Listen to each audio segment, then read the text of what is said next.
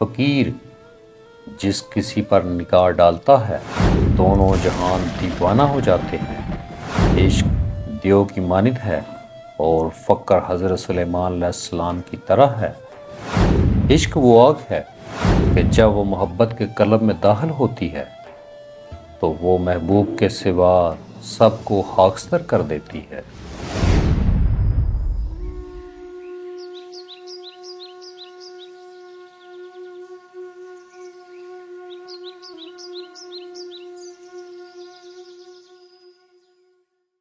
اعوذ باللہ من الشیطان الرجیم، بسم اللہ الرحمن الرحیم۔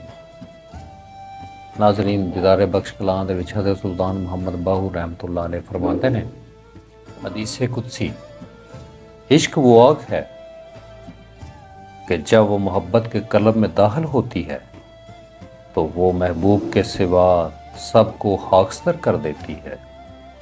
عاشق ہمیشہ بیمار رہتا ہے، اس کی صحت کا دار و مدار معشوق یعنی خدا کے دیدار پر ہے۔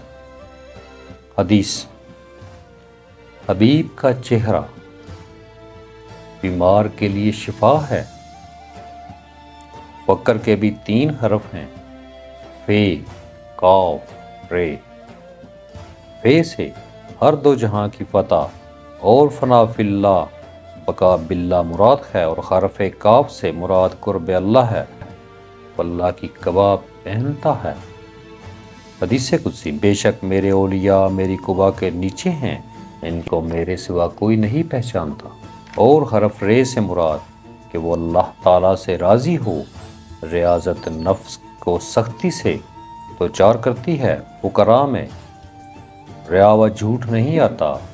فقیر ایک بادشاہ کی طرح ہوتا ہے۔ عشق فرشتہ کی مانند ہوتا ہے، جس کو عشق ہوتا ہے عشق اس کو حضوری میں لے آتا ہے، اور فقیر جس کسی پر نگاہ ڈالتا ہے دونوں جہان دیوانہ ہو جاتے ہیں۔ عشق دیو کی مانند ہے اور فقر حضرت سلیمان علیہ السلام کی طرح ہے، اور نفس جن پلیت کی طرح ہے، اور نفسانی خواہشات بھی 4 ہیں، ایک اہل شہوت کی خواہش، دوم دیکھنے والے کی خواہش، سوم خود پسندی اور کبر کی خواہش، چہارم فرعون کی مانند خواہش۔ اہل دنیا نے خدائی کا دعویٰ کیا ہے اور کسی مفلس نے خدائی کا دعویٰ نہیں کیا۔ تمہارا بڑا خدا میں ہوں۔ جس کسی نے اہل دنیا نے کہا فرعونی خواہشات بری ہیں، نفسانی خواہشات کو پاؤں کے نیچے رون دینا چاہیے۔